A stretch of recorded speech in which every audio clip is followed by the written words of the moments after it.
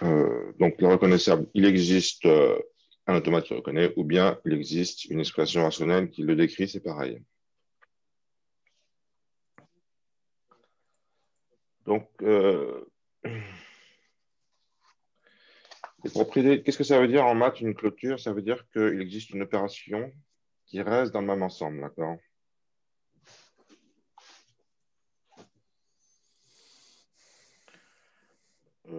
Clôture égale en maths,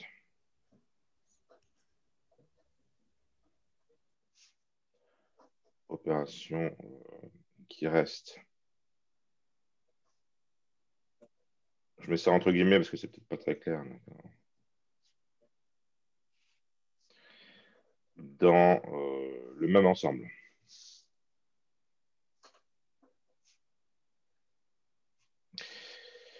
Par exemple, l'ensemble des antinaturels, il est clos par plus, d'accord? Parce que si A plus grand que 0, si A appartient à N et B appartient à N, ben, A plus B appartient à N. Mais pas par moins, d'accord? Par exemple, 5 appartient à N, 7 appartient à N, mais 5 moins 7 égale moins 2 n'appartient pas à N.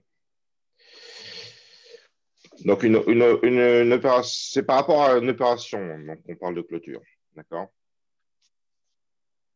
C'est du vocabulaire de maths, c'est sympa que je vous explicite ce mot clôture qui était quelle heure? Non, c'est pas du barbelé.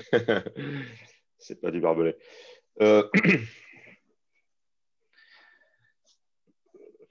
Ok. Alors là, alors pour les ensembles d'entiers, vous voyez bien, mais là, quand on parle de clôture du langage, c'est quoi notre ensemble? Notre ensemble, c'est un ensemble d'ensembles.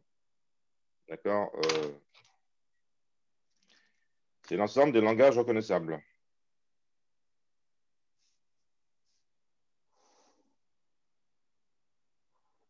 D'accord. C'est un clôture dans cet ensemble-là. D'accord. Donc, formellement,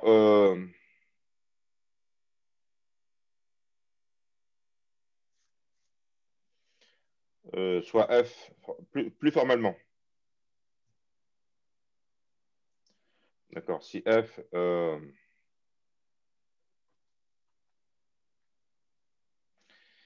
alors, d'abord, on ne considère pas une opération sur les langages, mais sur les mots.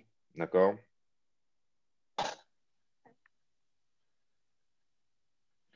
Soit F, une opération sur les mots.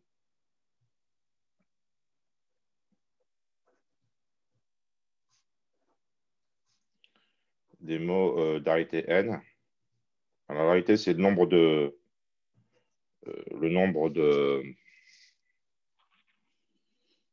d'opérandes. Hein. Par exemple, plus, c'est l'arité 2, ça prend 2 opérandes.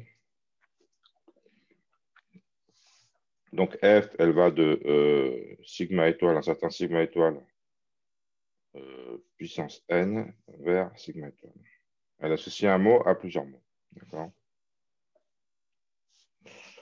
Donc, par exemple, ça peut être W1, W2, qui associe W1 concaténé à W2. D'accord. Alors, on peut considérer, on peut généraliser, étendre le mot. Pourquoi je suis parti sur le nom? On peut étendre F au langage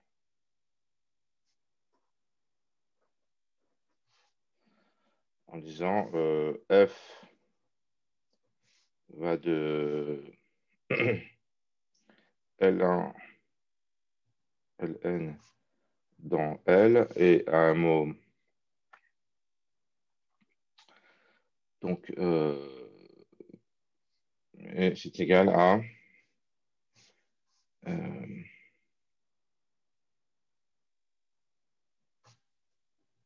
Ln égale F de U1, UN, où U1 appartient à L1, UN appartient à Ln. Voilà. On généralise F au langage. Donc, de cette façon-là, c'est comme ça on a dit, à partir du produit de mots, on a défini le produit de langage, par exemple. Donc, on dit Mais, que... monsieur, Oui, excusez-moi, je vois pas la dernière ligne que vous avez écrite. Merci. parce que j'étais passé à la suite directement, c'est pour ça. Euh, Bon, on n'est pas obligé de construire F comme ça, hein. Ça, c'est une façon de construire F, mais on peut considérer si l'union intersection de langage, d'accord? Donc, non,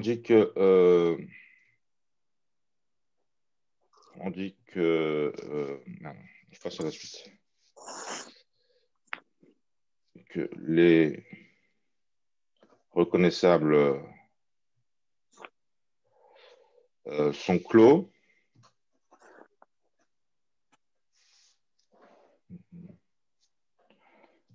par F si L1, Ln reconnaissable implique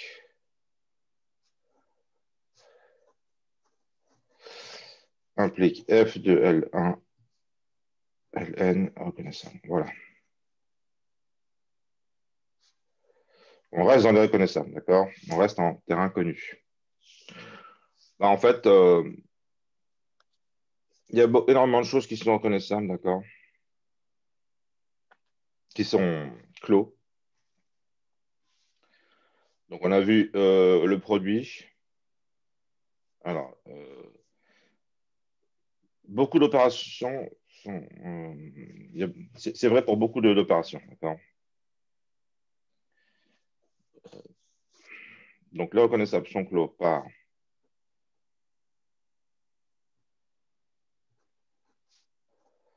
sont clos par produit. Ça, il suffit de prendre les expressions rationnelles, d'accord? Union, ça c'est donné par les expressions rationnelles.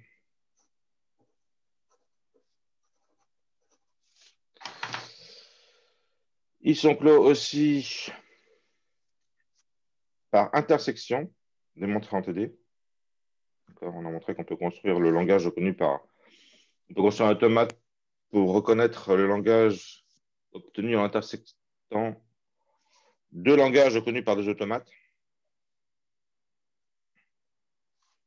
Complémentaire, ça c'est une opération d'arité 1. On prend, ça aussi c'était bien en TD. D'accord. On considère un langage, on considère le complémentaire. Ben, si le langage initial est régulier, le complémentaire il est régulier aussi. En TD, on a vu qu'il suffit de considérer un automate déterministe complet et d'inverser final non final. Pour intersection en TD, on a vu qu'il faut construire le produit synchronisé, d'accord? Là, il faut changer final non final.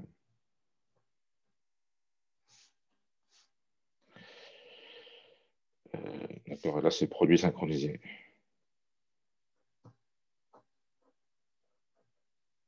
C'est pas évident à montrer, hein. Ça, c'est une vraie démonstration pour intersection. Mais il y a deux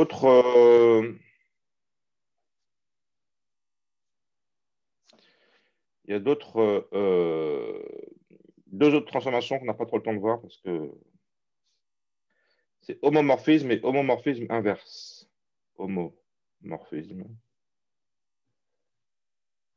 et homomorphisme inverse. Homomorphisme inverse. Voilà, inverse. D'accord. Alors, je vous dis juste un mot de ce truc-là. Un homomorphisme, c'est quoi un homomorphisme? C'est une fonction h telle que soit définie sur des mots, donc de sigma étoile dans sigma étoile. Euh, donc, qui est epsilon associé à epsilon et qui vérifie que pour tout mot, h de W1, W2 est égal à h de W1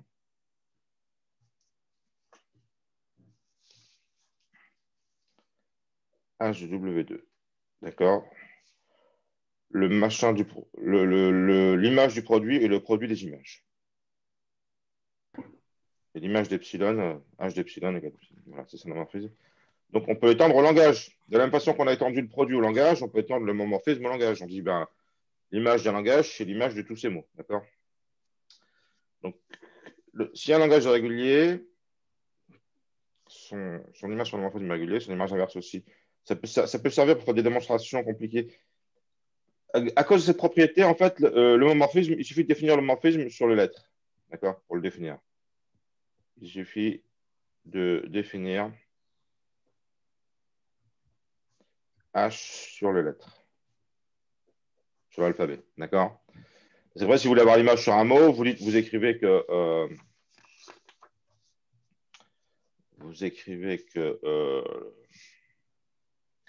par exemple, ABB, l'image de ABB, ça va être quoi?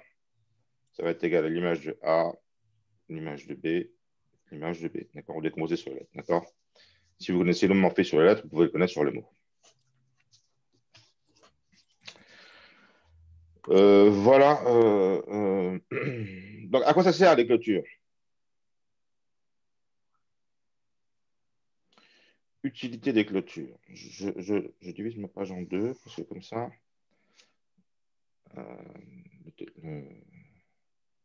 ça reste toujours net. Utilité des clôtures, c'est quoi? On va faire des exos. À chaque fois, je montre un truc en cours. Hein, c'est parce que je vais faire les exos après en TD. Ça sert à montrer que des langages sont reconnaissables en, en utilisant une clôture. Si on veut montrer que L est reconnaissable, on peut le montrer avec une clôture. Mais en fait, dans la pratique, on s'en sert surtout pour montrer que L n'est pas reconnaissable. On s'en sert pour montrer la non-reconnaissabilité et on utilise des démonstrations par l'absurde.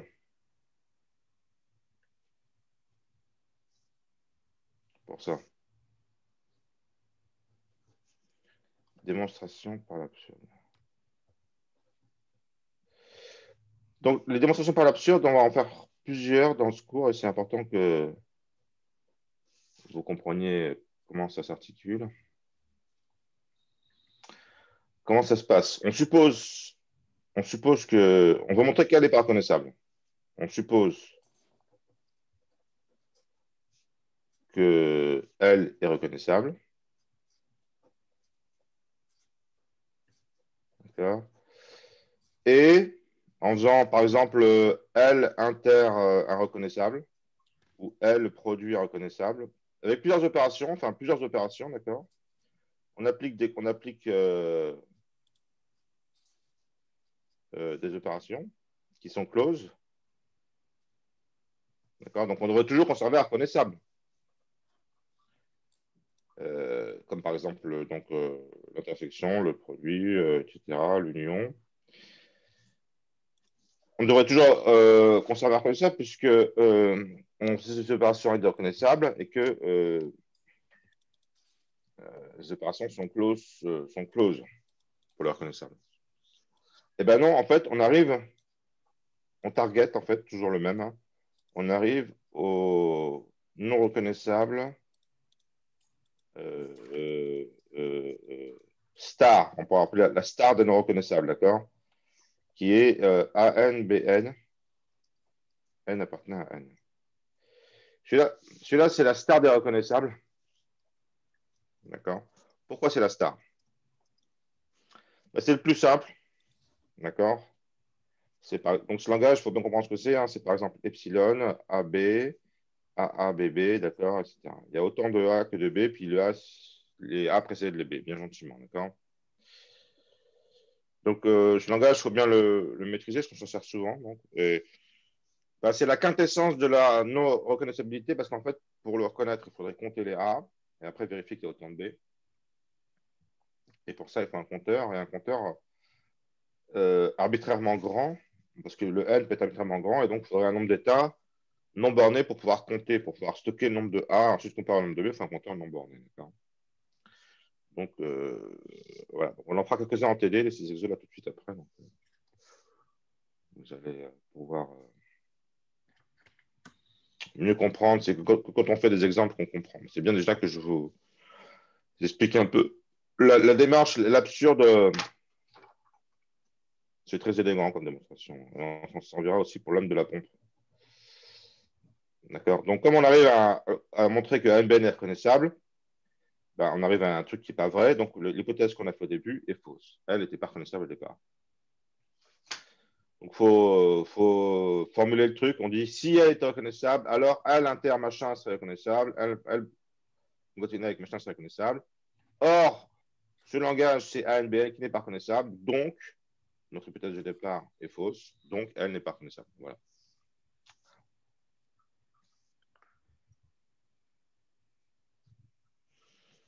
Clôture. Bon, petit 7. Je vais essayer de ne pas aller trop vite. Si vous avez un problème de compréhension, vous me dites,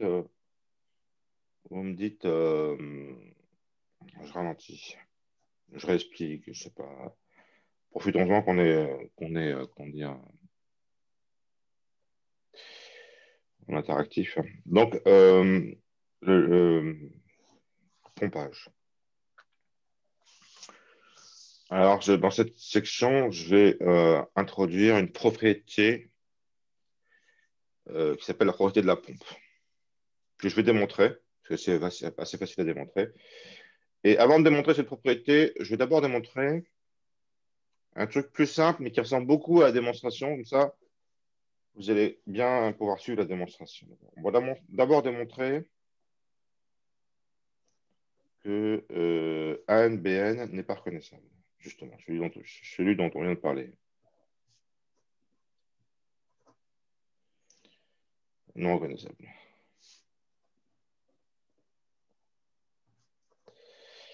Reconnaissable. Oui, entre parenthèses, ça c'est une notation en compréhension. On écrit un ensemble de mots, c'est bien un langage. On écrit la forme générale des mots, ANBN, et puis après on précise avec une barre oblique qu'est-ce que parcourt N, d'accord? N, c'est un entier naturel. C'est une définition de compréhension, on en fait souvent, c'est important que vous maîtrisiez ce genre de définition d'ensemble, d'accord?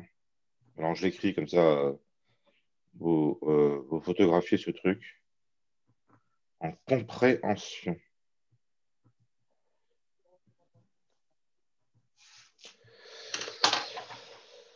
C'est pas la première fois que je vous donne des définitions comme ça, on a déjà fait des définitions comme ça en TD. Hein.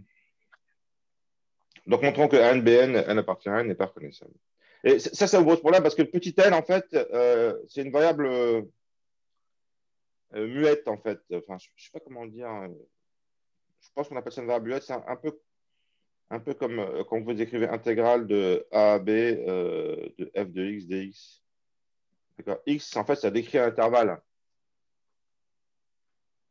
C'est une variable muette, je crois, on appelle ça.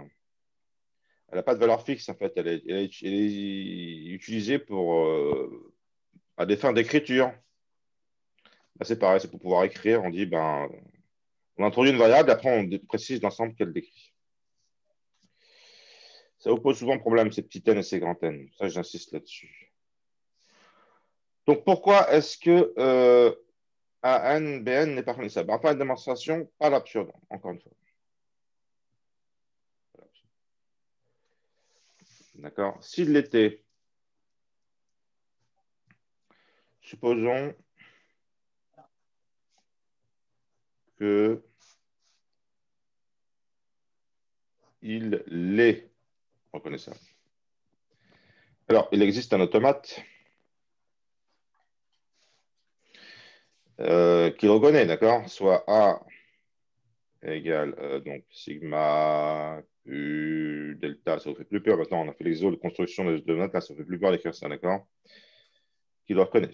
Voilà, vous voyez, quand on fait une hypothèse, on peut l'utiliser pour construire des objets avec lesquels on va pouvoir raisonner. Hein. Il reconnaît ça, ben, il y a un automate qui le reconnaît, ok. Donc à ce moment-là, on peut considérer l'application phi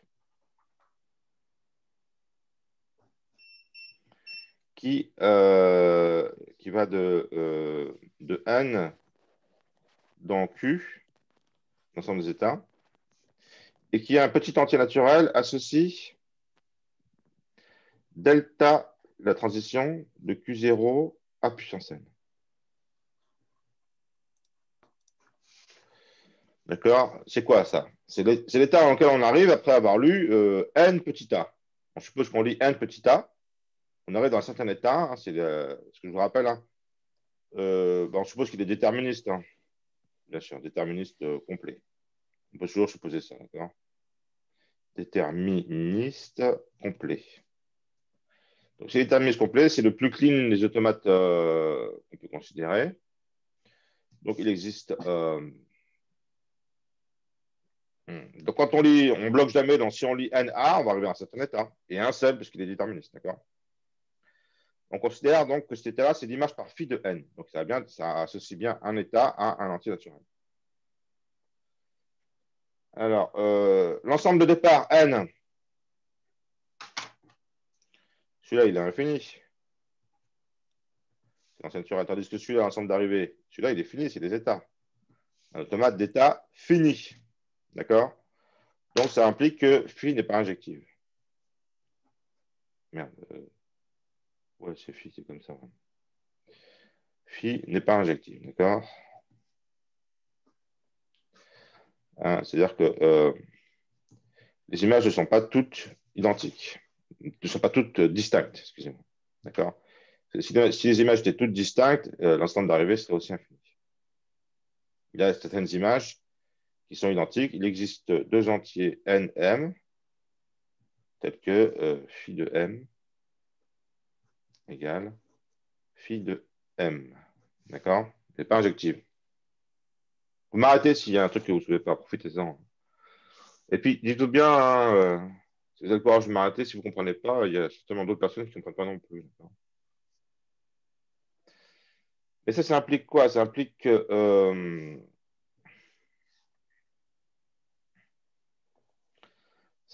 delta, ça implique que si on prend Q0, qu'on arrive. Non, je ne vais pas écrire ça comme ça. Ça implique que delta de Q0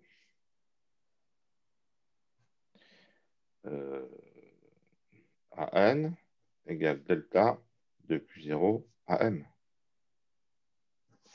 En lisant NA ou en lisant MA, et n est différent de m. Hein. Ça, j'ai oublié de le préciser. Hein.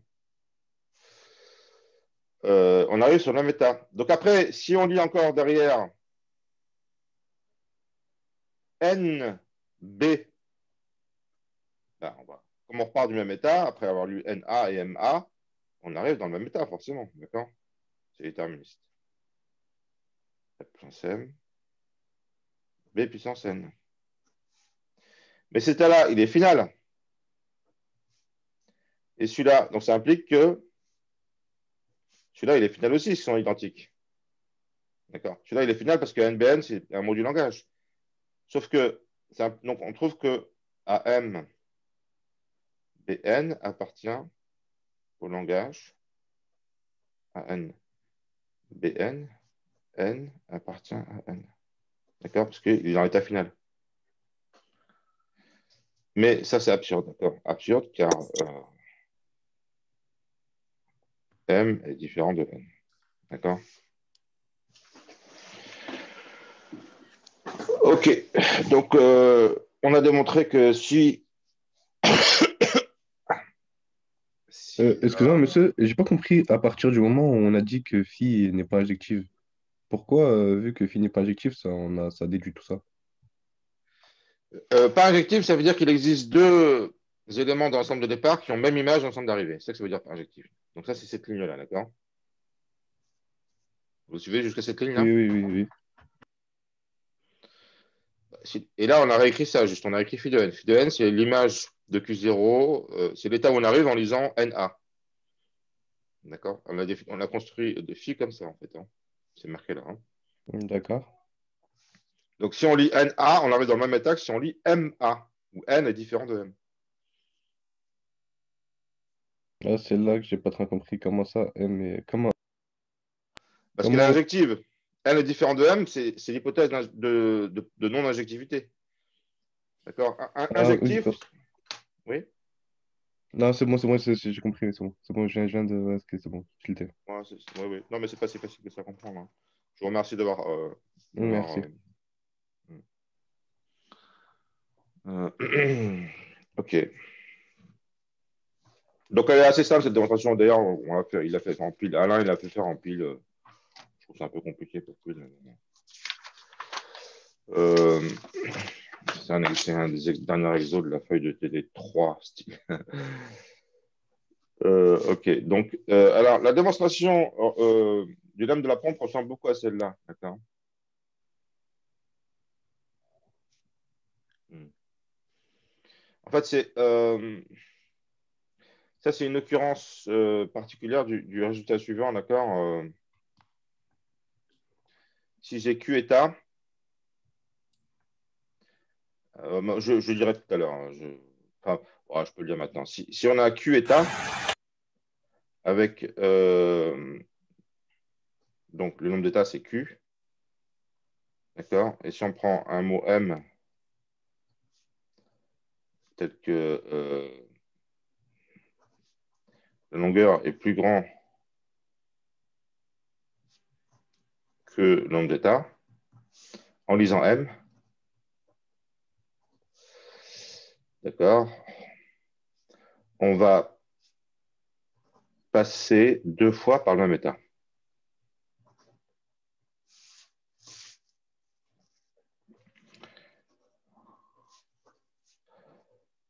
Voilà, c'est ça l'idée un peu du truc qu'il faut comprendre. D'accord. Vous avez un. En lisant M, vous traversez un nombre d'états égal, même ça suffit qu'il soit égal en fait.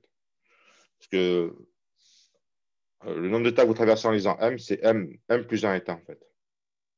D'accord. C'est par exemple pour le mot vide, vous traversez l'état initial. Si le mot annuel, vous allez visiter l'état initial plus un autre état. Ça suffit qu'il soit plus long ou égal en fait. D'accord. Là ici, j'étais flemmard, j'aurais dû écrire même. Donc, on va traverser un nombre d'états plus grand que le nombre, un nombre d'états plus grand que le cardinal de l'ensemble d'états. Donc, on va passer deux fois par le même état.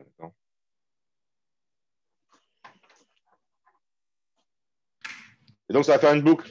Ça veut dire qu'il y a une boucle. Ça veut dire qu'on va boucler. Donc, vous voyez, si je passe deux fois par le même état, donc je vais quelque part, etc. Et après, je vais repasser par le même état. Donc, ça fait une boucle. D'accord. Là, j'explique de façon intuitive. Après, je vais mettre le terrain, mais je trouve que c'est sympa pour vous d'abord de vous donner une explication simple et intuitive de comment ça marche. Donc, dès l'instant que le mot est un peu plus grand, plus précisément sa longueur plus grand ou égal au nombre d'états, on va passer deux fois par le même état, donc ça va faire une boucle. Cette boucle-là, on pourra la répéter hein, autant qu'on veut de fois, d'accord. Et donc, cet état, c'est QI. Eh bien,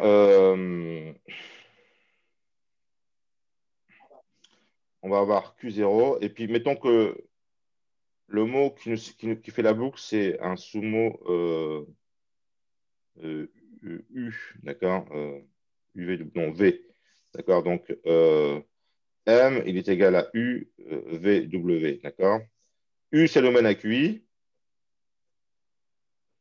D'accord. Après, V, ça nous ramène à QI. Ça fait une boucle. Après, W, ça nous mène à un final. D'accord. Parce que le mot est reconnu. Et ben, donc, on fait U. Et après, ça va vers un final. D'accord. Euh, ok. Eh ben, ce mot-là, on peut considérer directement la transition sans faire de V,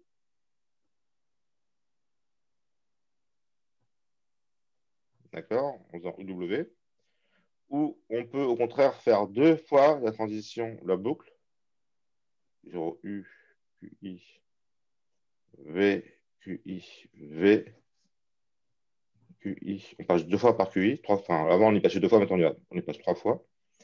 d'accord, etc. Et après W pour finir. Ou on peut la faire autant de fois qu'on veut, d'accord? QI, QI, QI, QI, QI. D'accord, on pompe. À chaque fois, on rajoute un V. Chaque fois qu'on fait un tour de boucle, on rajoute un V. Hein, les Formule 1 sur leur circuit, là, ils font beaucoup de boucles, les Formule 1. Là, c'est pareil, on peut en faire autant qu'on veut des boucles, d'accord? À chaque fois qu'on fait un tour de circuit, on rajoute un V. V, V, V. Alors, c'est pour ça qu'on appelle ça lame de la pompe, parce que c'est comme si on donnait un coup de pompe, d'accord? On donne un coup de pompe. Puis à chaque fois, le mot est grossi. Le mot est grossi. On a un V en plus dedans, d'accord? Mais on peut aussi, une pompe, ça s'utilise dans l'autre sens pour enlever de l'air. Hein. Moi, j'ai un bateau pneumatique, quand je le range, j'ai besoin qu'il soit bien vide. Donc, on peut aussi dégonfler, enlever une copie de vie. Voyez. Donc là, j'ai expliqué de façon assez comment dire, détaillée la raison du lemme de la pompe. Mais bon, j'ai le temps de faire une démo quand même. De toute façon, ouais, je suis tranquille, là, j'ai le temps. Donc, je vais énoncer le lemme de la pompe, le théorème 6. Allez, je mets en rouge le théorème. Moi, quand j'avais votre âge, je prenais des notes, je mettais les théorèmes en rouge toujours.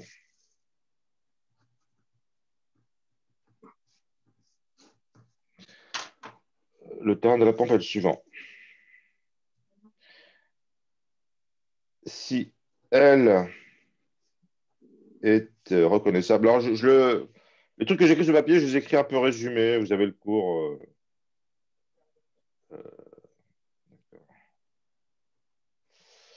Si elle est reconnaissable. Alors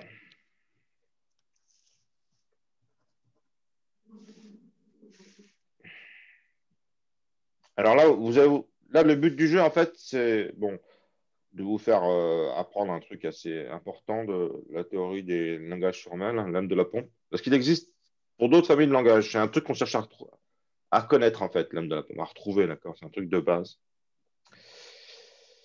Et ça vous fait manipuler les quantificateurs.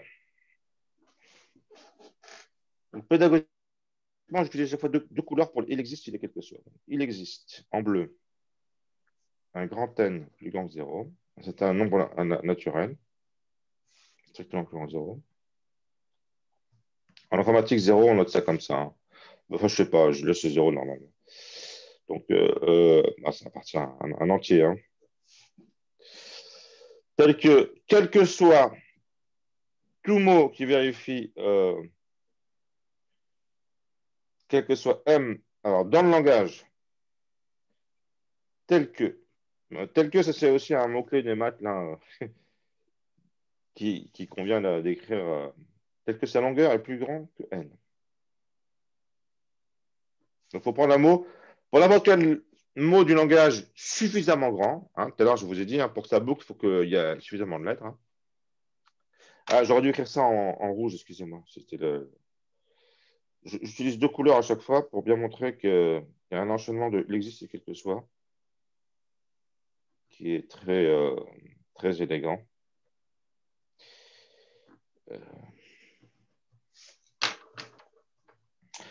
Ensuite, donc, pour n'importe quel mot, c'est valable. Hein, eh bien, il existe une décomposition de M. Alors, comment on écrit ça? Ben, on commence par introduire trois mots. Donc, ce sont des mots, donc ils sont dans sigma étoile. Tels que. Alors, il y a trois trucs là. Il y a trois trucs à écrire. Hein. Le premier truc, c'est une décomposition du mot. Donc, M égale U, V, W. C'est une décomposition du mot, d'accord? Donc, si vous avez le mot M, en fait, quelque part, votre mot M, c'est ça votre mot M. Hein. Le début, c'est U, le milieu, c'est V, et la fin, c'est W. Vous voyez, comme tout à l'heure, hein, comme tout à l'heure dans mon truc, hein, j'ai pris les mêmes notations. Hein. U, ça arrive sur l'état en boucle, V, c'est la boucle, et W, c'est pour aller vers le final. Donc, ça, c'est le premier truc. Le deuxième truc, V est différent d'epsilon. V est un vrai mot, d'accord? C'est pas un mot à la noix. Epsilon, c'est quelque part, c'est c'est une arnaque, d'accord? Parce il se voit pas, il est tellement mal. C'est un vrai mot, c'est pas un mot. C'est une vraie boucle, c'est pas une boucle qui se réduit à un seul état, d'accord? Il y a plusieurs états dans la boucle. Et enfin, on a le droit de choisir, de considérer que UV, UW, plutôt, ah non, UV en longueur est plus petit ou égal à N. D'accord? Et le mot initial et la boucle, c'est peut considérer plus petit que le mot. Ça, c'est utile pour faire des preuves. Ça, c'est très utile pour faire des preuves, pour les exos.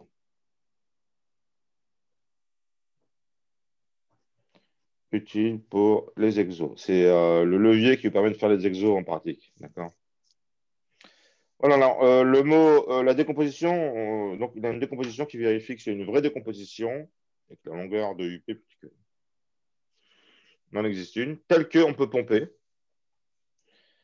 Là, je passe au rouge, telle que, quel que soit K appartenant à N, UV puissance K,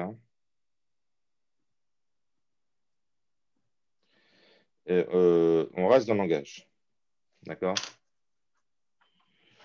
Alors, si K égale 0, alors K égale 1, on s'en fout. K égale 1, ça donne UVW. Bon, on le savait déjà, d'accord? Pas intéressant, inutile, nul. On s'en fiche, c'est mieux qu'on s'en fout. On savait déjà que UVW appartenait à L, d'accord? K égale 0, on dégonfle, ça veut dire que UW appartient à L. D'accord? Puis après, on peut grossir autant qu'on veut. Donc, par exemple, K égale 10 000. Alors, U, V, donc 10 000 fois. W appartient à L. OK. Alors, ce théorème est une implication. Si L est reconnaissable, alors ça implique qu'on peut pomper.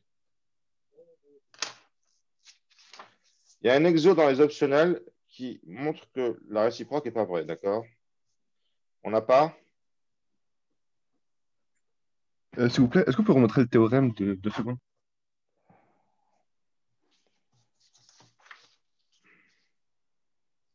Bien sûr. Vous me dites top. C'est bon, merci.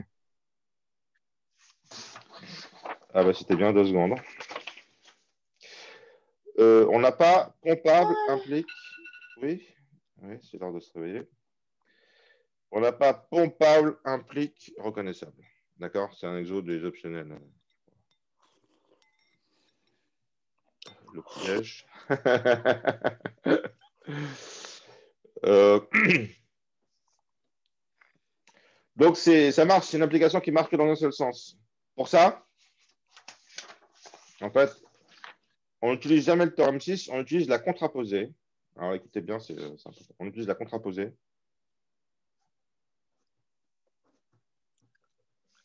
La contraposée pour montrer la non-reconnaissabilité. D'accord? On a reconnaissable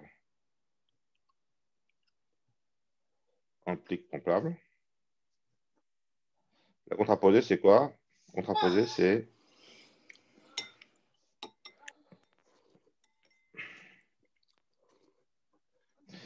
non pompable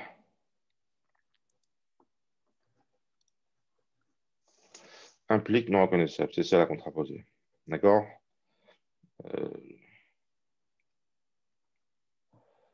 C'est de la logique de base, d'accord? Enfin, A implique B, ça, c'est équivalent à non B implique non A. Donc, c'est le non-pompable qui va nous intéresser. On va toujours s'intéresser à montrer de la non-pompabilité. À tel point que je vais vous réécrire la non-pompabilité, la négation de la propriété de la pompe. D'accord?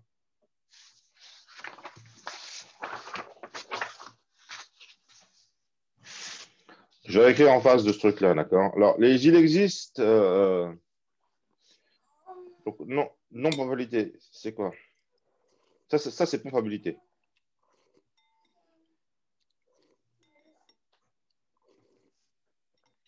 是啦。物理还有周都是挺远的。Bon, le coach, il coupe la chic. Il coupe la chic au. Il y en a un qui ne se rend pas compte qui. Bon, c'est pas très grave, hein. Donc, non-pompabilité. Non-pompabilité, c'est quoi?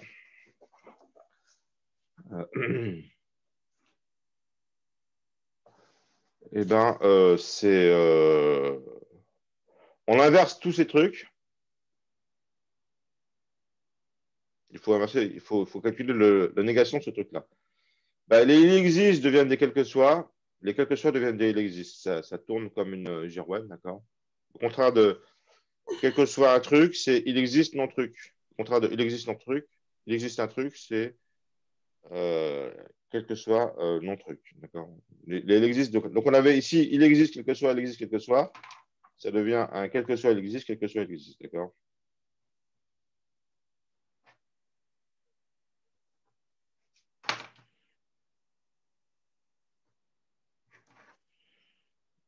Là, je suis en train de vous écrire la non-pompabilité. Elle est non pompable. Elle est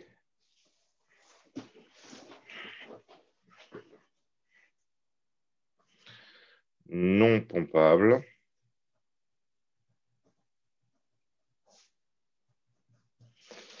Donc, il existe un n plus grand que 0, ça devient pour tout n plus grand que 0.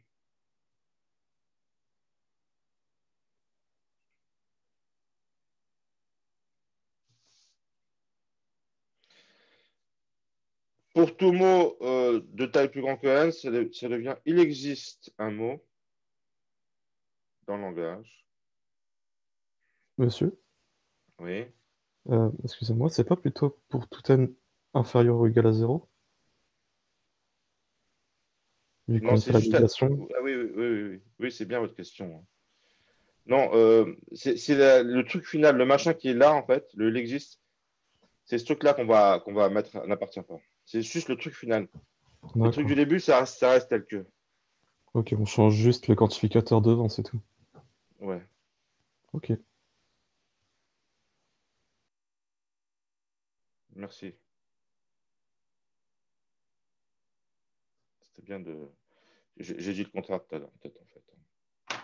Donc ça c'est des. On pose des trucs du départ en inversant les quantificateurs et c'est à la fin ouais, qu'on va changer. Donc après, il existe UVW, ça devient pour toute décomposition UVW, pour tout triplet UVW, donc de sigma étoile qui vérifie 1 M égale UVW, 2 V différent d'epsilon, 3 la taille du V est plus égale à N. Alors,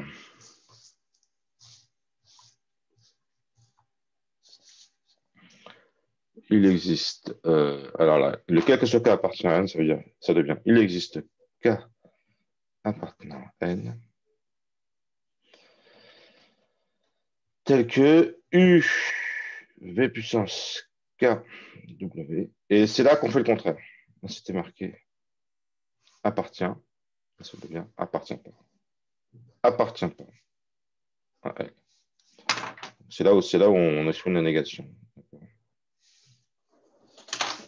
On sort du langage.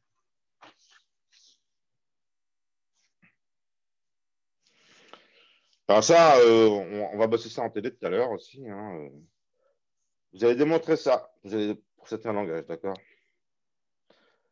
Donc, il faudra chercher un grand N. Là, faudra considérer n'importe quelle langue. Vous allez écrire ici, vous allez écrire.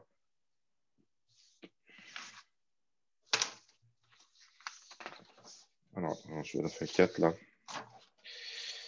Pour démontrer quel que soit N un grand N, vous allez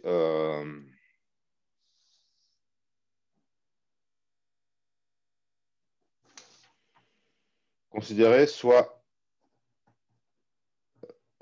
N appartient à un grand N arbitraire. On va l'utiliser pour montrer que ANBN n'est pas reconnaissable, d'accord?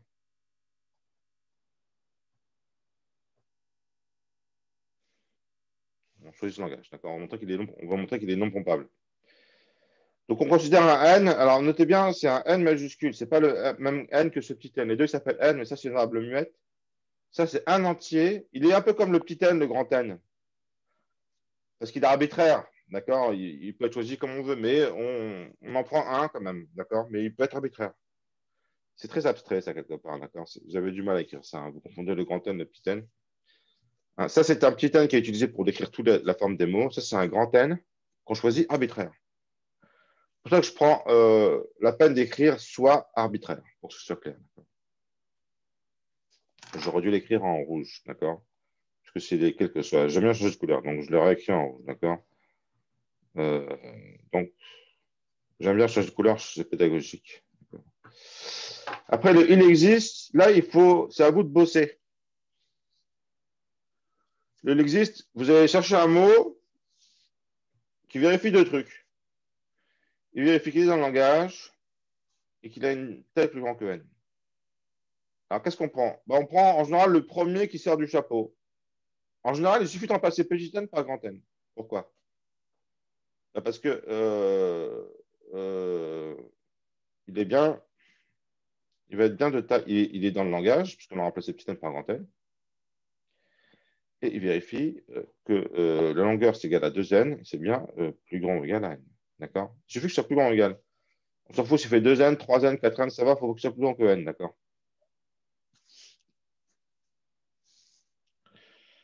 Donc, et là, vous avez nommé, vous avez exhibé. Les matheux aiment bien dire exhiber, d'accord? Mais les informaticiens, ils sont plus pudiques, ils disent juste choisir. Alors, enfin, vous dites je choisis, c'est vous qui choisissez, d'accord? Vous décidez de choisir ce mot-là, M égale, d'accord? Donc, on va choisir ce mot-là et c'est un mot qui est bien clean, d'accord? Il y a NA, ensuite il y a NB, d'accord? Facile à voir, hein? Mais N, vous ne connaissez pas, il peut être arbitraire. Vous savez que ça commence par que des A, ensuite que des B en même nombre, ok? Alors après, là, ça devient plus abstrait parce que l'énoncé vous dit, vous devez considérer une décomposition arbitraire. Alors, vous dites soit U, V, W. Alors, j'ai envie d'écrire une décomposition arbitraire de M, d'accord? Je trouve que c'est clair comme ça. Une décomposition arbitraire. C'est plus imagé, d'accord?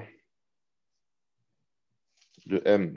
M, j'ai écrit trop d'autres. Ça veut dire quoi? Ça veut dire que N, alors, vous obtenez fatalement deux formes de N. Il y a une forme avec A et B, et après une forme avec un U, un V et un W. D'accord? Vous obtenez deux formes.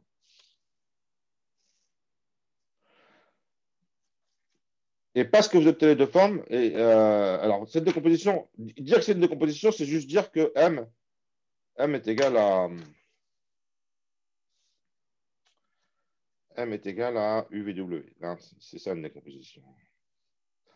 Mais en plus, vous savez qu'elle vérifie aussi que V est différent d'epsilon et UV est plus petit que N.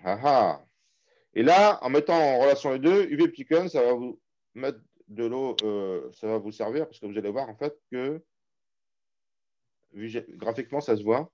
Ça se voit graphiquement. Il faut vraiment faire ce dessin à chaque fois. Mettre en relation la décomposition du mot obtenu du fait que le mot est dans le langage et la décomposition du mot en trois facteurs. Comme UV est plus petit que N, on observe que V tombe dans les A. Tombe dans les A.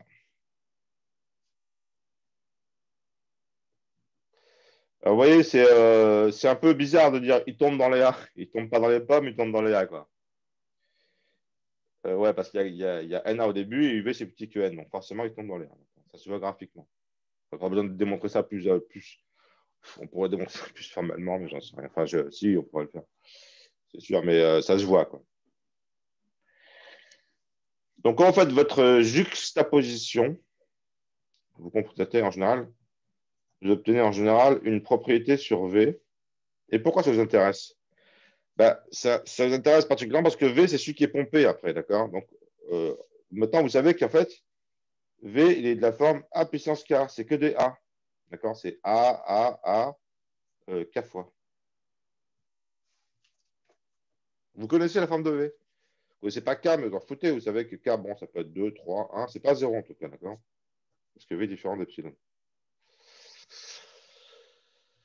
OK, donc le dernier volet de la démonstration de la probabilité, c'est qu'il faut choisir un K tel que UV puissance K. Oui, donc une fois de plus, comme vous avez choisi le mot M, hein, quand il existe, il faut choisir. Quand il y a quel que soit, vous devez considérer un truc arbitraire.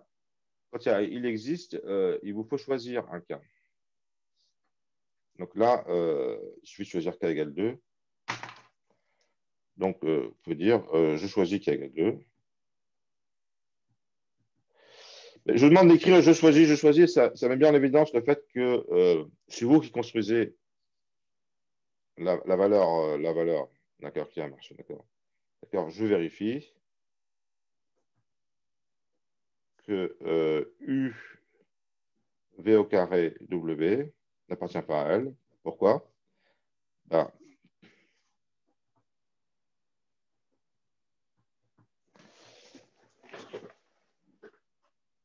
parce que U V de W est égal à U V W est égal à V U V W. C'est avec DA, donc je peux changer, d'accord? C'est égal à A puissance K, A puissance N, B puissance N, et K est différent de 0, d'accord? Donc il n'appartient pas à L. Parce que le nombre de A est différent du nombre de N, du nombre de B. Excusez-moi, monsieur, j'ai pas très compris. K, c'est quoi? C'est la longueur de A, de V. D'accord.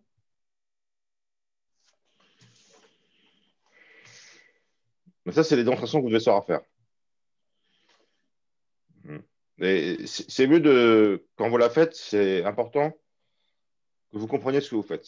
L'expérience montre, hein, si vous faites la démonstration de façon comme à la messe où on dit Amen, ainsi soit-il, il y a une catégorie d'étudiants qui me répètent une messe, en fait. D'accord? Ils ne comprennent pas vraiment ce qui se passe. Et en fait, ça ne marche pas. Ils n'ont pas les points parce que ça se sent. Quelque part, ça se sent. Enfin, quand je pose une question partielle sur Dexo, d'accord, ce que je veux, c'est savoir si vous avez capté un peu ce qui se passe, un peu. Vous voyez, il y a un moment donné où ça fait je clique. Si vous en faites un exo, ça ne va pas suffire. Vous en faites deux, trois. On en fait deux, trois. À ce coup, ça fait je clique. Quoi. Et avant les examens, pareil, ça va refaire je clique quand vous révisez. Ben après, au partiel, ça fait je clique quand vous faites l'exo du partiel parce que vous avez compris ce qui se passe. D'accord. Si vous n'avez pas compris ce qui se passe, donc ce qu'il faut, c'est comprendre ce qui se passe. Est-ce qu'il y a des questions sur ce qui se passe? Vous avez tous compris ma démo là ou...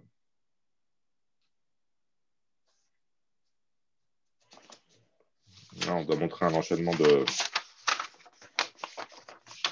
On doit montrer non-pompabilité, on doit montrer un enchaînement de l'existe de quelque soit. Pour les quelque soit, il faut prendre un truc arbitraire. Pour l'existe, il faut construire quelque chose. Et à la fin, il faut montrer qu'on sort du langage. Bon, ça fait quoi la première fois qu'on voit cette démonstration, mais on se l'approprie. Excusez-moi, Oui. j'ai juste une petite question. Allez-y. Comment ça se fait qu'on a interchangé V et U tout en bas? Oui, c'est bien. J'ai fait exprès. Il n'y a que des A dans U, que des A dans V, donc on peut les changer, d'accord? Ok, très bien. C'est pas Merci. obligé, genre. Ouais, rien.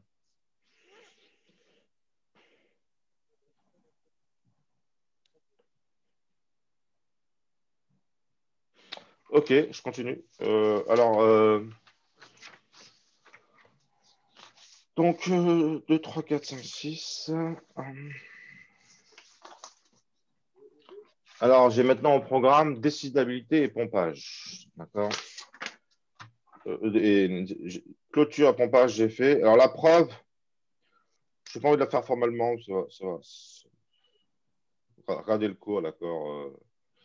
J'ai déjà dit informellement pourquoi c'était comme ça. Et je pense que ça suffit. Je pense que si je réécris le truc formal, je n'aurai pas le temps de faire ce que je me suis fixé de faire. Et, pas très utile là pour le coup. J'ai fait le truc formel sur un MDN. Donc, je fais l'impasse sur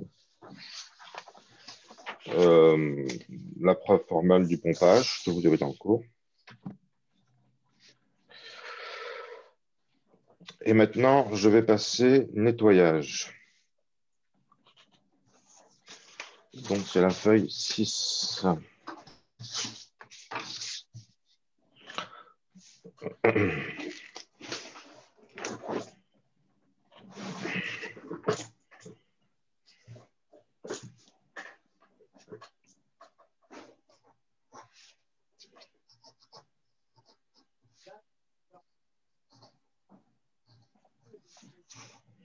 Des automates.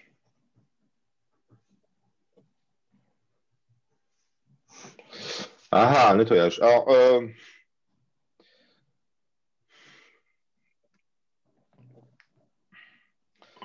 donc il y a plus clean, il y a une échelle du plus clean au moins clean, d'accord? Moins clean, plus clean. Clean, d'accord. Alors, le plus clean qu'on peut trouver, c'est déterministe complet. En fait, non, c'est pas le plus clean. C'est encore plus clean que ça. En fait, déterministe. En fait, le clean du clean, c'est minimal, quelque part. Il n'y en a qu'un seul minimal, c'est vraiment le truc cleané à maximal, d'accord? Après, il y a déterministe complet. Entre les deux, il y a quelque chose, c'est nettoyer. D'accord? Et moins clean, c'est avec epsilon transition.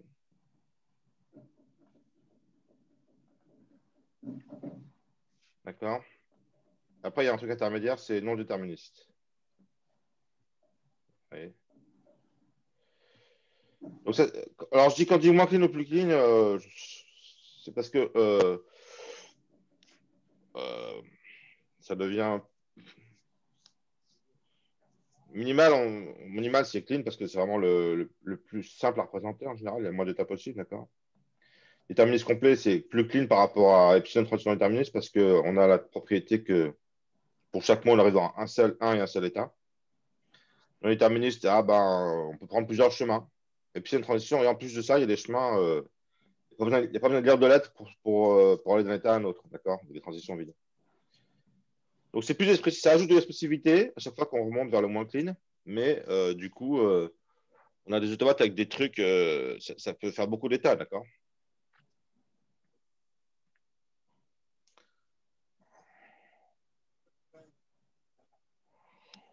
Donc, on a vu qu'on peut enlever l'epsilon de transition pour se ramener au non déterministe en temps linéaire, d'accord? Sans rajouter d'état, en rajoutant les transitions, d'accord?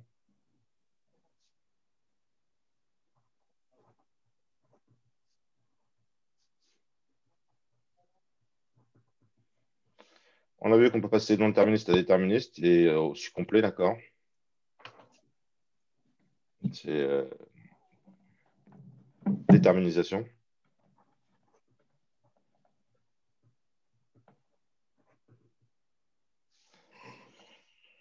On a vu qu'on peut passer du déterminisme complet au minimal.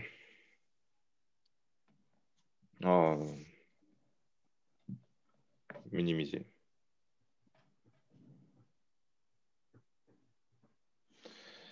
Mais il y a un truc intermédiaire qui est plus simple, c'est l'état nettoyé.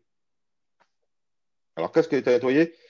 Je pense que c'est important de comprendre ce que ça veut dire. En fait, ce qui est important, c'est de comprendre qu'il peut y avoir des automates pas nettoyés. C'est ça qui est difficile à comprendre. Qu'est-ce que ça veut dire pas nettoyé? Alors, je donne des exemples de pas nettoyé. Sale. Sale, ça veut dire que les automates sales, c'est des automates auxquels vous ne penseriez même pas. Ça ne vous viendrait pas l'idée. C'est ça les automates sales. Par exemple, imaginez un automate comme ça. Il y a un état initial, et puis il y a un état final qui se balade loin, d'accord? Et puis ils ne sont pas reliés entre eux, d'accord? Ben, ça ne vous viendrait pas l'idée de faire un truc comme ça. Vous dites, ah ouais, mais il ne sert à rien, l'état. Eh ouais, il ne sert à rien. Ah oui, il ne sert à rien. Il ne sert à rien. Ben, pourquoi on s'amuse à dessiner des états qui ne servent à rien? Ah, parce que c'est possible. Rien n'empêche de définir Q0, d'accord, de définir donc ben, sigma, on s'en fout, sigma, d'accord. Après, il y a deux états, Q0, Q1, d'accord. Après, on dit bah, delta, c'est vide en fait, il n'y a pas de transition. L'état initial, c'est Q0, l'état final, c'est Q1. Voilà, on l'a défini ce temps. Il n'y a pas de transition. Putain. Des automates comme ça, on peut en décider une quantité invraisemblable. Hein. On peut mettre une chaîne d'état. On peut même mettre un état 0, un état 1 qui mène vers un état 2, qui mène vers un état 3, qui est final. C'est pareil, il n'y a pas de connexion entre l'initial et le final. Donc, ça ne sert tous à rien. Et a priori, évidemment, si vous voyez cet automate, vous allez dire, ah ouais, mais il est ridicule cet automate. Bah oui, parce que visuellement, vous voyez immédiatement que l'initial est pas relié au final. D'accord? Maintenant, si votre automate, il y a une quantité invraisemblable d'états, c'est un truc énorme avec plein d'états, d'accord, d'accord, une chaîne de transition, là, des millions d'états de transition, d'accord. Puis un état initial quelque part, puis des finaux un peu partout, d'accord. Visuellement, vous n'allez pas avoir immédiatement qu'il n'y a pas cette connexion entre l'initial et le final. Donc, et ça, un gros automate comme ça, quand est-ce que vous pourriez le considérer? Ben, c'est par exemple, au lieu de construire votre automate à la main, vous le construisez avec un algorithme, d'accord? Vous pourriez, sans le faire exprès, construire un automate avec plein d'états qui ne servent à rien. Parce que l'automate, vous l'avez construit avec un algorithme, avec un programme, je ne sais pas moi. Donc, il est possible de décrire des automates qui ne servent à rien, il faudrait éviter ça. On n'a pas envie de ça. On n'a pas envie de ça. Quand on manipule les objets, on a envie qu'ils soient toujours quelque part un peu clean, qui correspondent à une propriété intuitive qu'on se fait de ces objets, d'accord? Et c'est valable pour tout. C'est valable pour les automates, on verra que c'est valable pour les grammaires, c'est un truc un peu général. Donc, il y a un implicite qu'on suppose sur les automates qui est qu'il n'y a pas d'état qui ne servent à rien. Donc, on va préciser cette notion de servir à rien. Qu'est-ce que ça veut dire, servir à rien? Et ça va nous permettre aussi de faire un peu de décidabilité. C'est pour ça que c'est intéressant. Je ne fais pas les choses gratuitement. J'essaye. J'essaye de ne pas faire les choses gratuitement. Donc, si j'introduis des choses, c'est parce que ça va me servir pour plusieurs trucs, d'accord? C'est pas de la théorie gratuite, d'accord? Donc, il y a deux façons de servir à rien, c'est de ne pas être productif, de ne pas être accessible. En fait, plutôt que de dire ça à rien, on va dire que c'est quoi l'état qui sert à quelque chose? Un état est utile, il sert à quelque chose.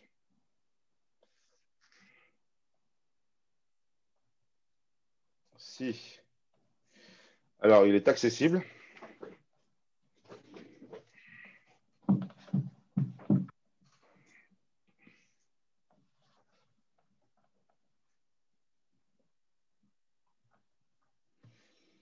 Alors, je donne la définition intuitivement, d'accord? Il existe un chemin de Q0 vers Q. Un état Q. Il existe un chemin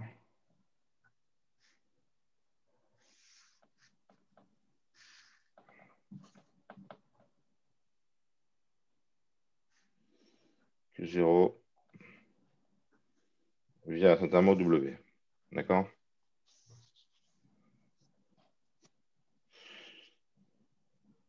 Et il est productif.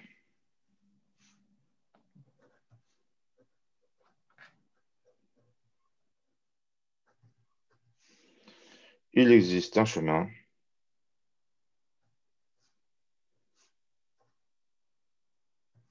de Q vers Q' appartient à F.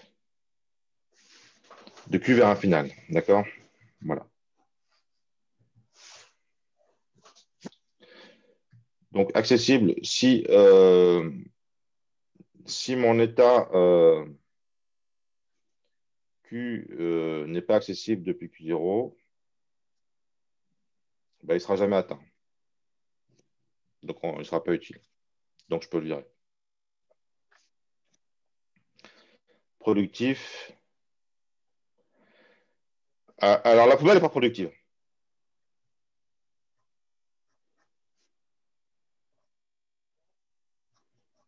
Donc, vous voyez, il y a déjà quand même une contradiction. Donc, quand on clean, n'est pas productif. Productive. Quand on nettoie un automate, il n'y a plus de poubelle, d'accord? Il n'est pas complet. Donc, un automate cleané et nettoyé n'est pas complet. Poubelle productive parce qu'il n'y a pas de chemin de la poubelle vers un final. Donc, on peut virer la poubelle, d'ailleurs, c'est vrai, on peut virer la poubelle, hein, ça ne sert à rien, ça sert juste à compléter, mais si on enlève, l'automate, il sert pareil. Donc, l'histoire de la poubelle, c'est qu'on admet un seul étape à productif, la poubelle. Bon, ça, à la limite, on peut l'admettre, d'accord? Pas plus, d'accord? Deux poubelles, ça ne sert à rien. Elles peuvent fusionner, forcément. Donc, on a cette notion d'accessible et de productif. Oui? Vous pouvez reprendre productif, s'il vous plaît, je n'ai pas compris. Ben, imaginez que j'ai mon état Q0, puis je vais vers Q1, puis je vais vers Q2, puis je vais vers Q3, et puis je m'arrête. D'accord? Puis il y a l'autre état, je ne sais pas moi, Q4, ou bon, je sais pas moi, A, B, B, 4, B, lui, il est final. Bon. Vous voyez le truc là? Q3 n'est pas final, Q2 n'est pas final, Q1 n'est pas final. Mais à quoi ça sert d'aller dans Q1, Q2, Q3? C'est une sorte d'impasse, d'accord? De toute façon, on va pas arriver vers un final. Q3 n'est pas productif, il ne mène pas vers un final. D'accord. On peut le virer. Q2 pareil, on peut le virer. On peut le virer. D'accord? La poubelle, elle n'est pas productive.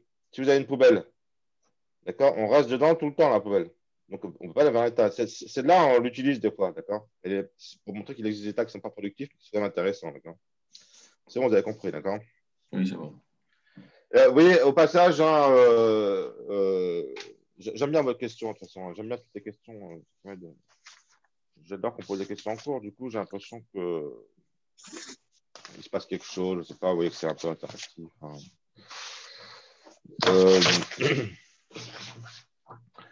Mais ouais, donc j'ai pas vu votre nom. Hein. Je vous ai pas vu parler. Pas eu... Normalement, d'ordinaire, je vois les gens parler, mais ça dépend. Je n'ai pas encore bien compris comment faire apparaître la fenêtre qui me permet de voir les gens parler. Peut-être, ah oui, mais c'est quand je fais un share screen que je peux voir les gens parler facilement. Sinon, en fait, bon, peu importe. Oui, elle est marrante, votre question. Ça montre bien que la compréhension vient sur des exemples d'automates. Si on veut comprendre un truc avec l'automate, il faut vraiment faire des exemples tout le temps. D'accord. Dans Raspberry, vous ne comprenez pas, mais si je fais exemple, paf, là, vous voyez bien que Q3, il ne sert à rien, ça vous paraît grotesque. D'accord. Euh, Donc, nettoyer égale enlever les pas accessibles, enlever les pas productifs. Qu'est-ce que ça veut dire nettoyer? Ça veut dire supprimer. Alors, attendez, il faut le faire dans le bon ordre. J'ai une question. Ouais. Du coup, si on a un automate déterministe complet qui du coup possède un puits, euh, est-ce que du coup le nettoyer, ça reviendrait à enlever la complétude? Puisque du coup le puits, on peut pas y sortir, donc on peut pas être dans un état final, il est accessible, mais il n'est pas productif. Oui. La réponse est oui. Ok, merci. Donc, supprimer les non accessibles et les non productifs.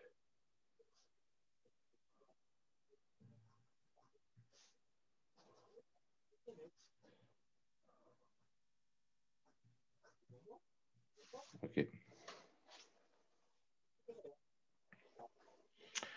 comment est-ce qu'on va marquer les accessibles, à votre avis? Donc, pour l'exprimer, il faut d'abord les marquer, d'accord? Donc, on marque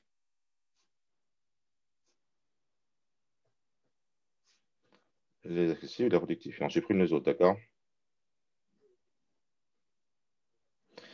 Comment est-ce qu'on va les marquer? Je vous écoute, à votre avis. Par exemple, là, les productifs, comment est-ce qu'on va les marquer?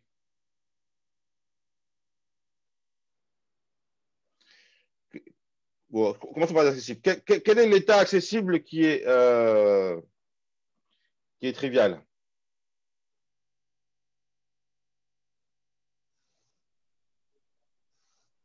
L'état initial? Ouais. On marque 0. Et après, qu'est-ce qu'on va marquer?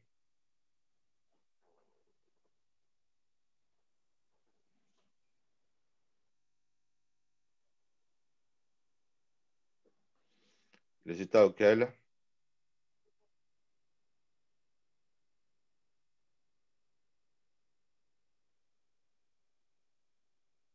là, pour une fois, je vous fais participer un peu là.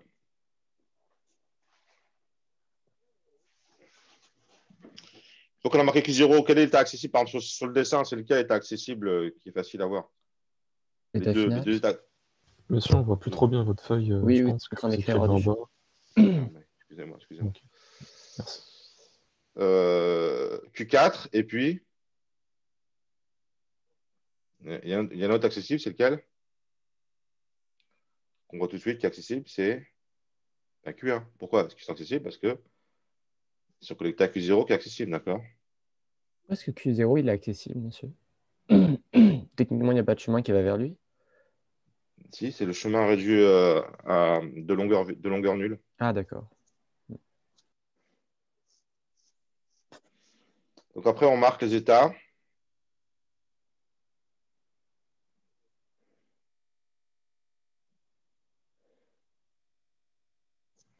On marque Q tel que.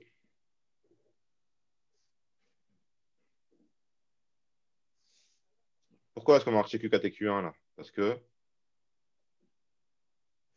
Ils sont accessibles. Oui. Oui, pourquoi ils sont accessibles? Parce que. Parce qu'il y a un chemin qui existe de Q0 à Q1 et de Q0 à Q4.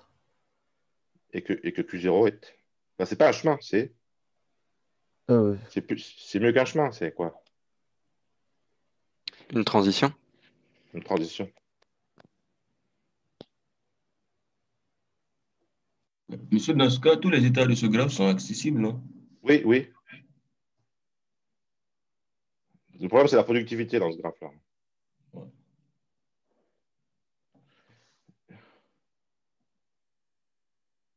Une transition.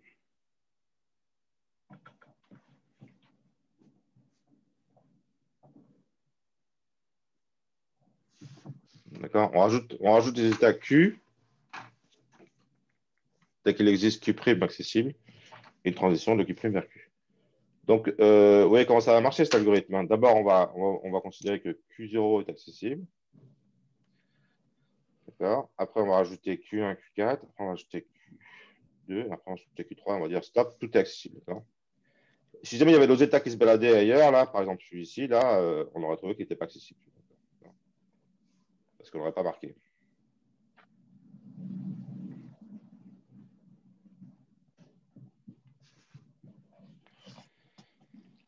Et pour la productivité, qu'est-ce qu'on fait? Comment est-ce on marque les productifs?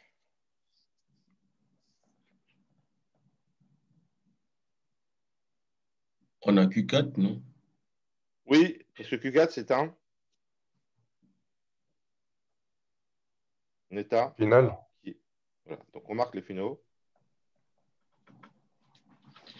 D'accord. Et ça, là-dessus, on va boucler jusqu'à temps qu'il n'y ait plus rien. Là-dessus, on boucle, d'accord? On boucle après.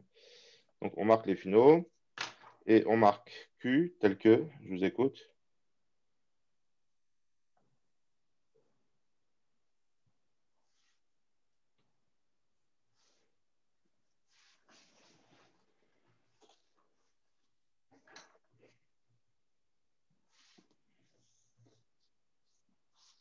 Tel qu'il existe Q' productif. Et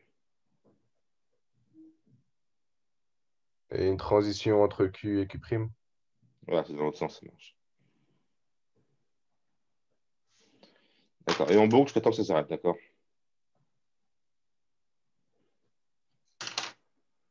D'accord, parce que ça rajoute des productifs, donc on va reboucler après, on va vérifier. D'accord, en fait. Donc pour marquer les accessibles, on suit les transitions sortantes, d'accord? Et pour marquer les productifs, c'est on remonte les transitions entrantes. Donc on va marquer d'abord celui-là, ensuite celui-là, et on va s'arrêter là, d'accord?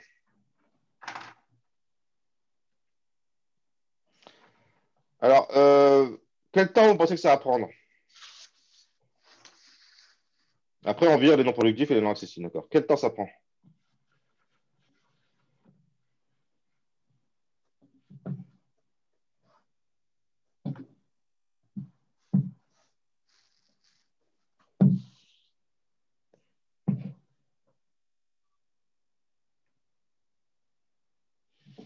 Ouais, est-ce que ça prend beaucoup de temps? Est-ce que c'est long à faire ça? J'ai 72 étudiants, là, dis donc. Est-ce que vous pensez que ça va prendre beaucoup de temps?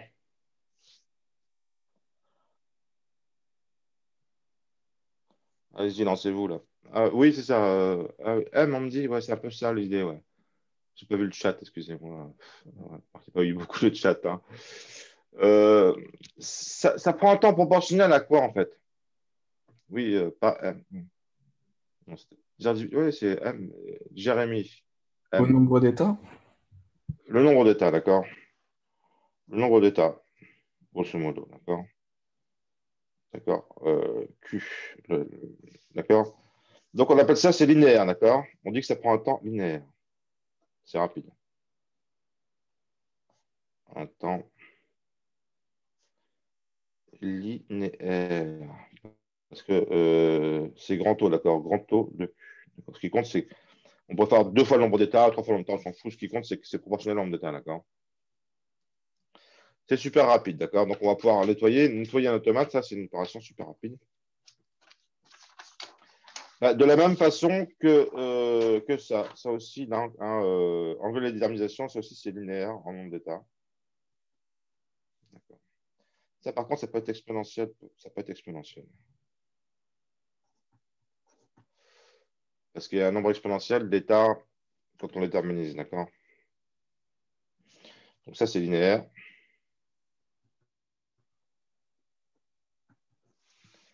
Et minimiser, ce ne serait pas dire. Mais c'est pas.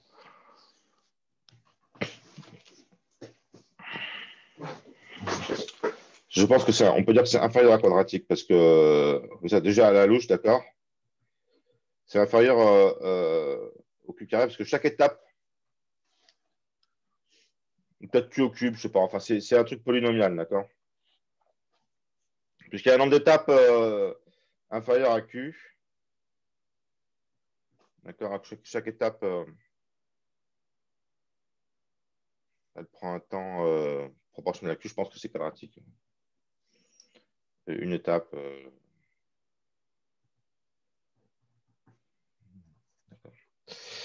Ok, excusez-moi. Ouais. Je commence à faire, mine de rien, un peu de complexité parce qu'on va en faire hein, à la fin du cours. Et donc, je vous sensibilise déjà dans le cadre de nettoyage au fait que lorsqu'on travaille sur les automates, il y a des choses qui marchent bien et des choses qui marchent moins bien. Donc, ça marche bien, linéaire. Ça aussi. On l'a fait à la main, hein, minimisé. Bah, détermination, on fait ça aussi à la main, mais pas tout le temps.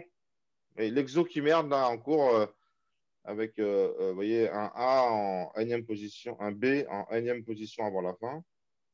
Énième position là, avant la fin. Ben celui-là, il prend un temps. Il prend un temps. Il prend un nombre d'états 2 puissance n. On ne va pas s'amuser à faire pour n égale 5, ça ferait 32 états. D'accord. On l'a fait pour n égale 3, nous. Ça nous fait 8 états.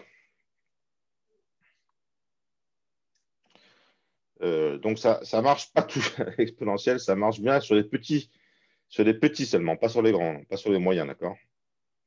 Il faut vraiment que ce soit petit pour que ça marche. Minimiser, on peut le faire facilement. Nettoyer, on peut le faire facilement. Et là, donc, il y a des choses qu'on peut faire facilement, rapidement, et des choses moins facilement. D'accord. On a bien commencé à comprendre ça. Et alors, on parle de ça lorsqu'on... Donc, ça me fait la transition vers... Ça, c'était le 8, excusez-moi, c'était pas le 6. Ah oui, mais c'est la feuille numéro 6. Ouais, donc, feuille numéro 7, feuille numéro 8. Je numérote mes feuilles. Ça m'amène au dernier truc. Et la feuille numéro 8, c'est aussi le 8. Non, c'est le 9. Le nettoyage des automates. Nettoyage. Merde. Décision.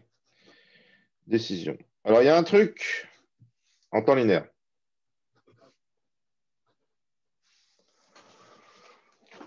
Décision en temps linéaire. Qu'est-ce que ça veut dire? Alors, d'abord, il y a un truc qu'il faut comprendre pour avoir une bonne note en partiel. Je n'ai pas trop. Enfin, je vous propose une carotte sous le nez, là. En partiel, j'aime bien poser des problèmes de décidabilité. Qu'est-ce qu'un problème de décidabilité? C'est un problème où on répond par oui ou par non. D'accord. Est-ce qu'on peut savoir, comment dire, est-ce qu'on peut, par exemple, je vous donne un exemple de problème que je pourrais poser en partiel, que j'ai posé en partiel, soit E1, E2, 2 exprap. D'accord. Est-il décidable de savoir si elle recouvre le même langage? L de E1 égale L de E2. D'accord. Par exemple, il faut prendre E1 égale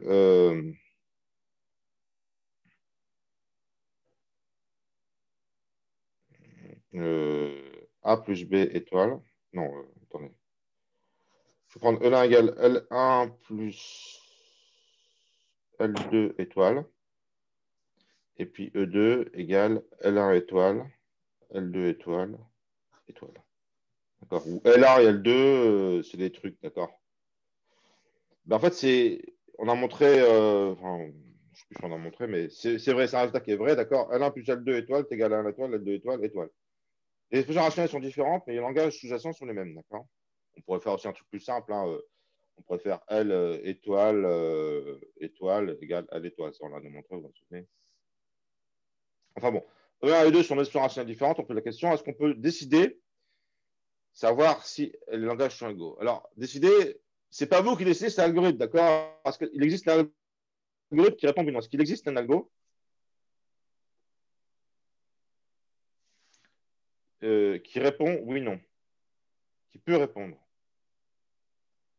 Ça veut dire quoi? Il existe un algo, ça veut dire, est-ce que vous pouvez faire un programme en C ou en Java ou en ce que je sais, d'accord? Est-ce que vous pouvez écrire un programme qui rentre deux expressions rationnelles qui répond oui, les langages sont les mêmes, non, les langages sont pas les mêmes. Mais la réponse est oui, ça existe. Mais c'est pas facile d'avoir, d'accord? C'est des questions difficiles, ça. Hein. C'est pas les questions pour les. Mais ces questions-là, des fois, les problèmes difficiles sont plus simples. Ce que je pose en partiel, merde, j'arrive pas à répondre. Oui. Qu'est-ce qu'il faut faire? Il faut construire l'algo, il faut construire l'automate associé,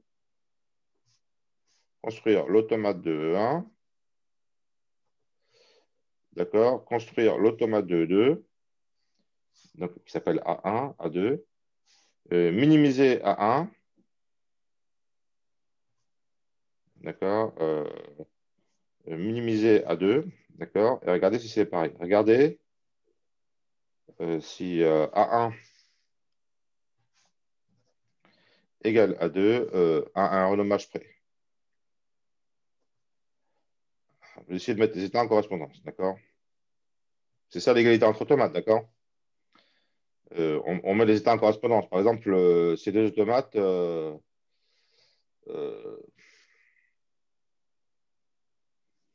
A, B, A,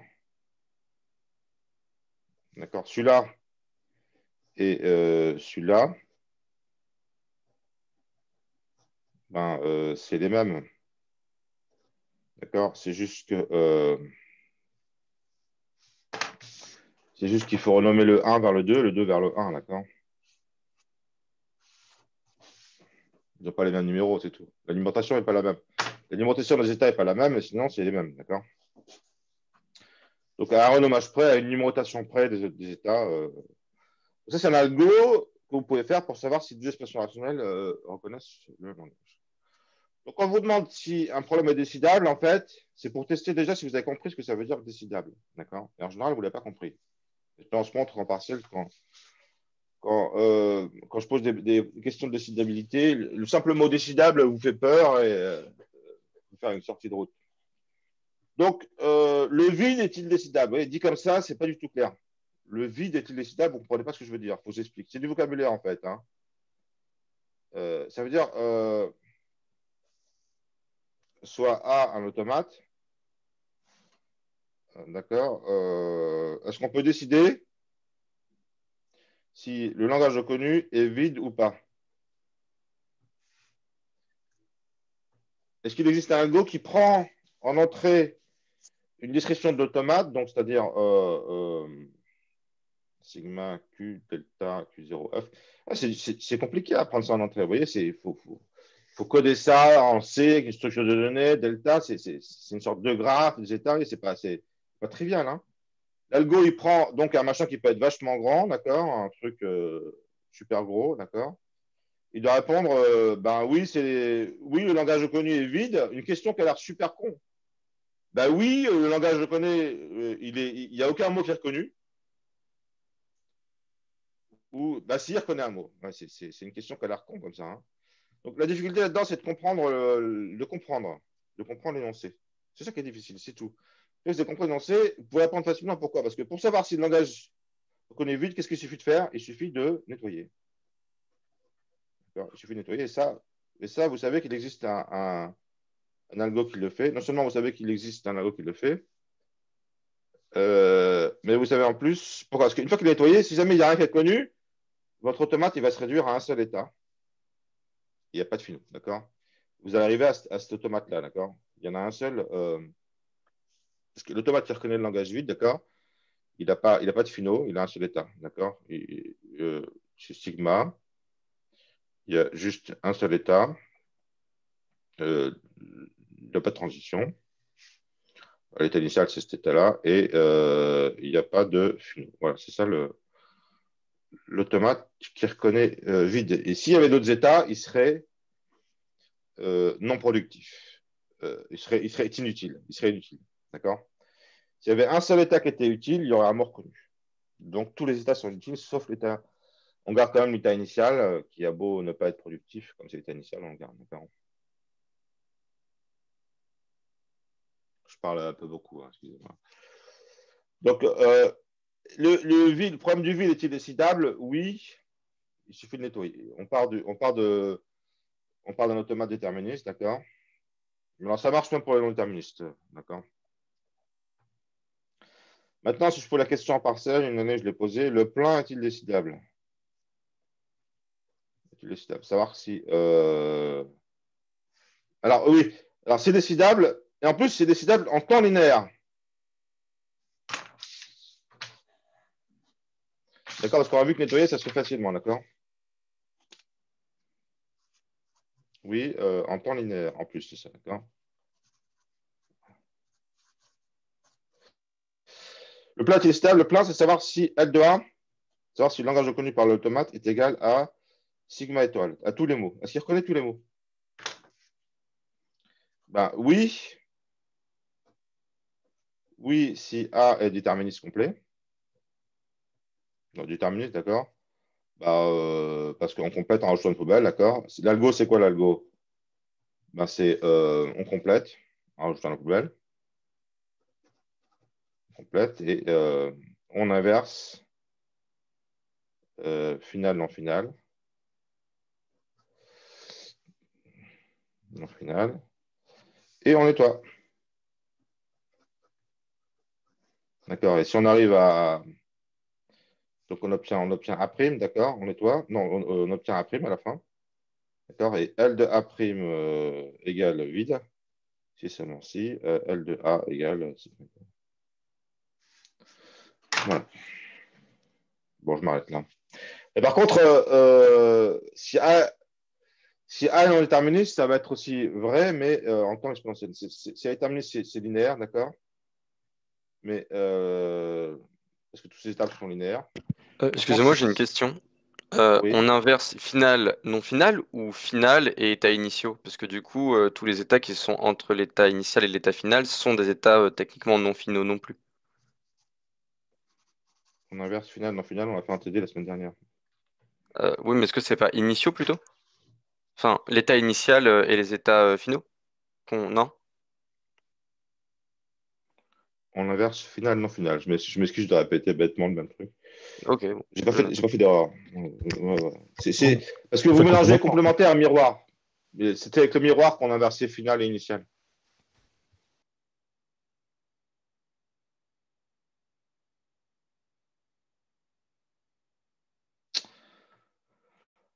Bon, dans le cas déterministe, ça se fait en temps linéaire. Dans le cas non déterministe, c'est un temps exponentiel parce qu'il faut déterminiser. Donc, le problème du plein, dans le cas non déterministe, c'est décidable, mais en temps exponentiel. Alors, j'étais un peu sec pour la dernière question, je m'excuse parce que le temps est écoulé. Là. J'étais un peu sec, j'aurais pu être moins sec.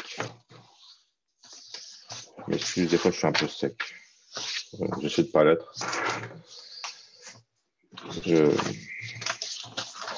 Bon, est-ce que vous avez d'autres questions?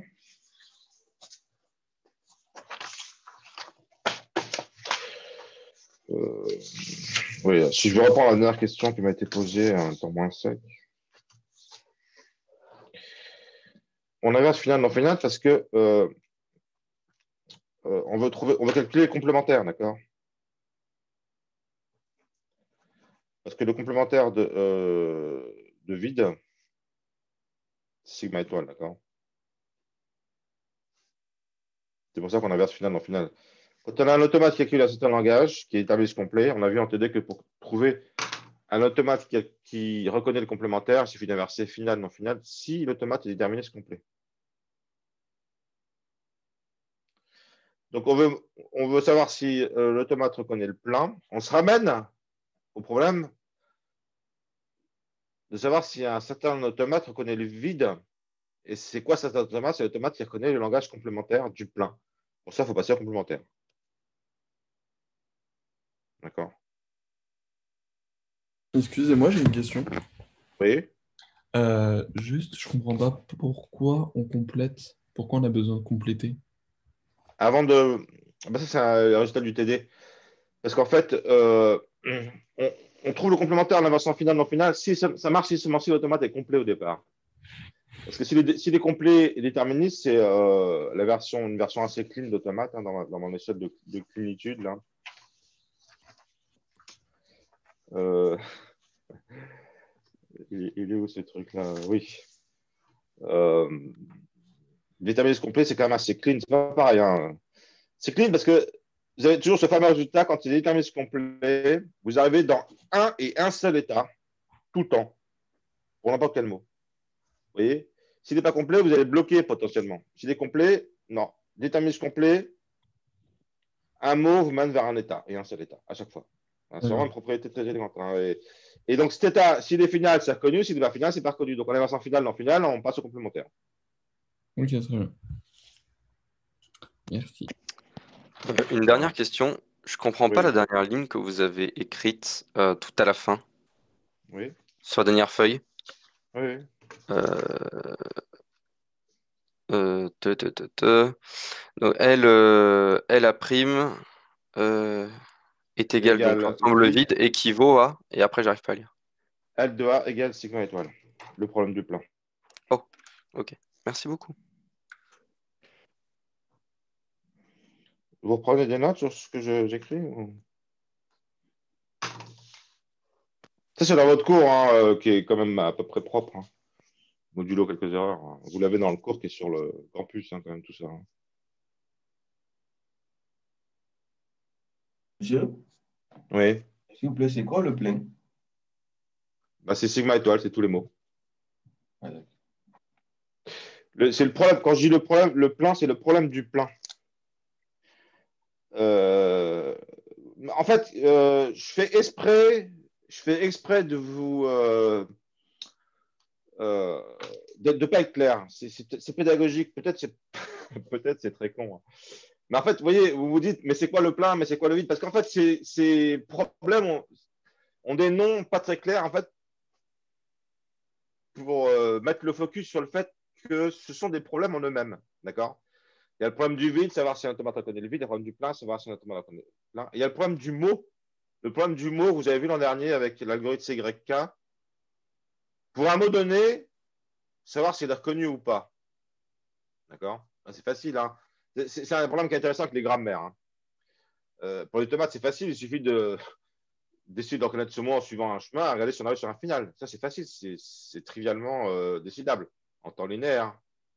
Vous voulez savoir si un mot est reconnu par l'automate, bah, vous suivez les états. C'est le problème du mot. Avec les grammaires, on va voir, c'est beaucoup moins évident. Enfin, vous l'avez vu l'an dernier avec CYK, vous avez vu que c'est effectivement décidable. Mais c'est un problème de complexité cubique, d'accord? À la taille du mot. Il faut dessiner une énorme matrice, c'est compliqué. Les algorithmes CYK qu'on vous enseigne en S4. Donc, il y a comme ça des problèmes, d'accord, qui existent dans la nature. Ils ont tous des noms, ces problèmes. Et s'ils ont des noms, c'est parce que ça permet d'en discuter facilement, d'accord. Le problème de l'ambiguïté, savoir si une grammaire est ambiguë ou pas. Est-ce que c'est décidable de savoir si un automate est déterministe ou pas? Ah oui, c'est décidable. C'est quoi l'algo? Eh ben, vous itérez sur tous les états. Dès que vous envoyez vous itérez sur tous les états, sur toutes les lettres. Dès que vous voyez un état qui, sur une lettre, vous emmène vers plusieurs états, vous en déduisez que ce n'est pas déterministe. Donc, le problème de savoir si un automate est déterministe ou pas est décidable. Oui, il faut penser en termes d'algo. C'est une étape qui sollicite votre imagination si vous n'avez pas l'habitude de faire ce genre de truc. Et dans la dernière partie du cours, ça va devenir standard de faire ça.